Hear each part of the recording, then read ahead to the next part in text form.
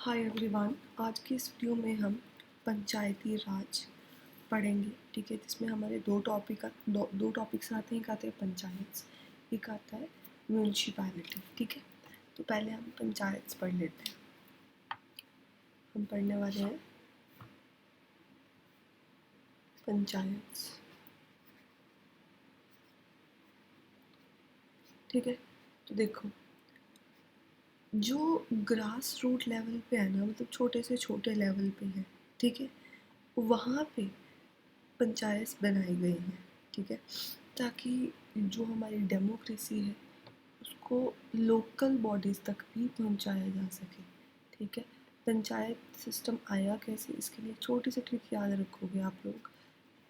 Bag ले, मतलब आप एक गांव में जाते हो, ठीक है, और वहाँ के बच्चों के लिए ना बैग लेके जाते हो, तो आप बच्चों को बोल रहे हो कि बैग ले, मतलब बैग ले लो, ऐसे करके। ठीक है, तो सबसे पहले आती है आपकी बलवंत राय मेहता कमेटी।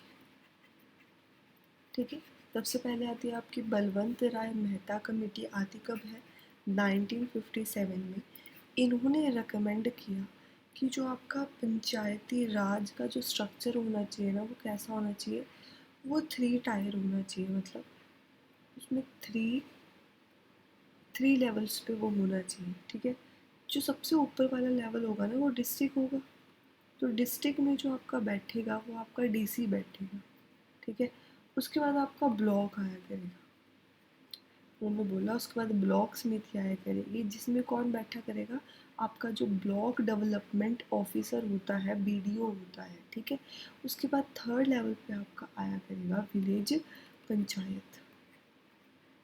ठीक है, जो विलेज पंचायत के हेड होंगे वो पंच होंगे प्लस प्रधान होगा।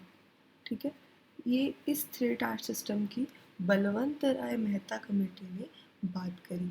अब जो ये 3 टायर सिस्टम था ना, ये वाला, इसको अडॉप्ट किया गया फर्स्ट टाइम राजस्थान के एक नागौर डिस्ट्रिक्ट में। ठीक है, कहाँ की है ये? राजस्थान की नागौर डिस्ट्रिक्ट में इसको अडॉप्ट करा गया 2 अक्टूबर 1959 में। ठीक है, उसके बाद क्या हुआ देखो, फिर आती है आपकी अशोक मेहता कमेटी। कब आती है? 1977 में। ठीक है, इसका काम क्या था बेसिकली, क्यों ये अपॉइंट की गई, कि जो पंचायती राज इंस्टीट्यूशन है ना, उनको और ज़्यादा स्ट्रॉन्ग करो। ठीक है, और ज़्यादा मजबूत करो।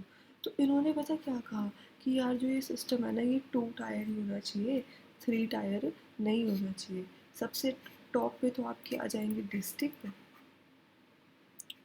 ठीक है, और उसके बाद आपकी आ जाएंगी मंडल पंचायत। मंडल पंचायत। ठीक है, जो ये मंडल पंचायत होगी ना, बेसिकली इसमें 10 से लेके 15 विलेजेस को आपस में मर्ज कर दिया जाएगा। ठीक है, और एक ऑर्गेनाइजेशन की तरह बना दिया जाएगा, जिसकी पॉपुलेशन अराउंड 10,000 से 20,000 होगी। ठीक है, इस मंडल पंचायत के अंदर ये 10 से 15 गाँव होंगे। ठीक, ऐसे बोला गया इसमें। उसके बाद क्या होता है? उसके बाद आती है आपकी जीवी के राव कमेटी। ये कब आती है आपकी? 1985 में। ठीक है, इन्होंने बात करी कि यार बाकी चीज़ें बाद में है, सबसे पहले अगर तुम्हें पंचायती राज सिस्टम को स्ट्रॉन्ग बनाना है, तो जो आपका पंचायत पंचायत है, इसको कॉन्स्टिट्यूशनल स्टेटस दो। मतलब पहले यार इसको कॉन्स्टिट्यूशनल तो बनाओ कि हाँ भाई ये हमारे कॉन्स्टिट्यूशन का पार्ट है, उसकी तभी तो ये स्ट्रॉन्ग बनेगा। फिर आती है आपकी L M Singhvi Singhvi committee 1986 में। और इन्होंने भी सेम चीज़ कही कि सबसे पहले लोकल बॉडीज़ को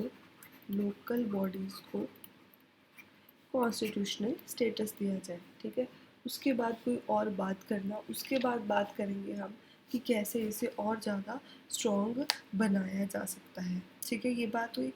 उसके बाद जो पंचायती राज सिस्टम है आपका, उसको कॉन्स्टिट्यूशनल स्टेटस दे दिया गया, उसको कॉन्स्टिट्यूशनल स्टेटस दे दिया गया। ठीक है, कैसे दिया गया?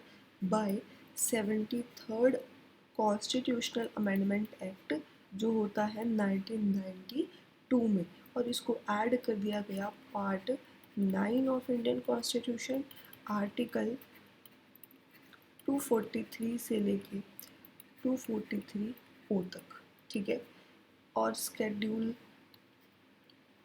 ड्यूल 11 का इसको पार्ट बना दिया गया। ठीक है, और ऐसा बोला गया कि पंचायती राज के अंदर जो होंगी वो 29 फंक्शनल आइटम्स होंगी। इसका क्या मतलब है कि ये 29 मैटर्स से रिलेटेड चीज़ों में डील करेंगी। ठीक है, मतलब इनके पास 29 मैटर्स हैं जिसमें ये डिसीज़न ले सकते हैं। ठीक, उसके बाद अगर हम कुछ फीचर्स की बात करें पंचायती राज की, तो जो इसकी टर्म होगी वो 5 ईयर्स फिक्स की गई, जैसे कि पार्लियामेंट की होती है। ठीक है, उसके बाद जो SC ST कैटेगरी है उनके लिए सीट रिजर्व्ड होंगी। ठीक है, तीसरी बात कि जो बैकवर्ड क्लासेस हैं उनके लिए सीट रिज़र्व होनी है या नहीं होनी है, ये डिस्क्रिशन पे, मतलब सूझबूझ पे छोड़ दिया गया स्टेट गवर्नमेंट की। ठीक है, कि मतलब जिस स्टेट की पंचायत है ना, उस स्टेट की गवर्नमेंट डिसाइड करेगी क्या बैकवर्ड क्लासेस के लिए इस पंचायत में सीट रिज़र्व करने की ज़रूरत है या नहीं है। ठीक है, उसके बाद जो वीमेन है उनके लिए 1/3 सीट्स रिजर्व्ड करी गई। ठीक है, 1/3 का मतलब समझ रहे हो ना, कि मान लो पंचायत में 100 बंदे पे इलेक्शन होना है। ठीक है, 100 सीटें भरनी है, तो 100 का 1/3 मतलब 33 सीट्स वीमेन को मिलनी चाहिए। ठीक है, उसके बाद एक ऐसा भी प्रोविज़न बनाया गया कि फाइनेंस कमीशन बनाई जाएगी। ठीक है, ताकि जो पंचायत है ना उसकी फाइनेंशियल पोजीशन को रिव्यू किया जा सके कि भाई हाँ, पंचायत के पास पैसा है भी या नहीं है। ठीक है, और अगर उन्हें ज़रूरत है तो उन्हें ग्रांट इन एड, मतलब हेल्प प्रोवाइड की जा सके। ठीक है, उसके बाद एक स्टेट इलेक्शन कमीशन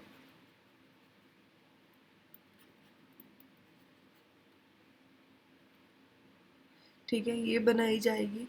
उसके बाद ये जो स्टेट इलेक्शन कमीशन है, इसका काम होता है पंचायत की इलेक्शन करवाना। ठीक है, उसके बाद जो कॉन्स्टिट्यूशन है उसमें बोला गया कि जो आपका पंचायत होगा वो 3 टायर सिस्टम ही होगा। ठीक है, सबसे ऊपर डिस्ट्रिक्ट, उसके बाद आपके वही BDO, और फिर आपके सबसे नीचे पंचायत। ठीक है, तो ये था हमारा पंचायत के बारे में।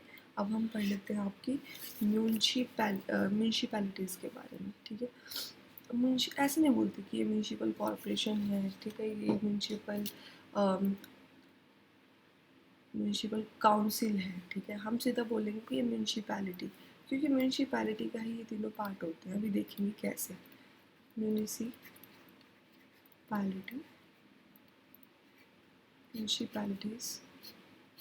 ठीक है, चलो देखते हैं इसको क्या है इसका चक्कर। अब देखो,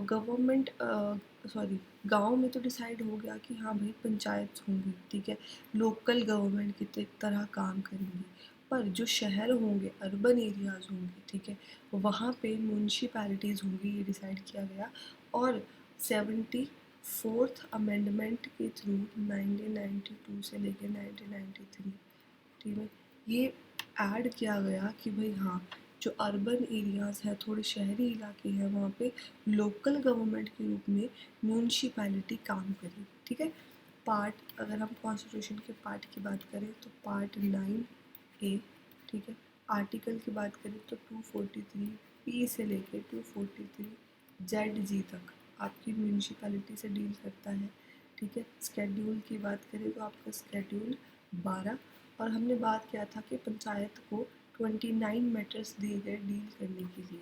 अगर म्यूनसिपैलिटी की बात करें तो इन्हें 18 मैटर्स दिए गए डील करने के लिए, ठीक है। अब देखो म्यूनसिपैलिटी ना 3 तरह की होती है। कितनी तरह की होती है? 3 टाइप्स की होती है।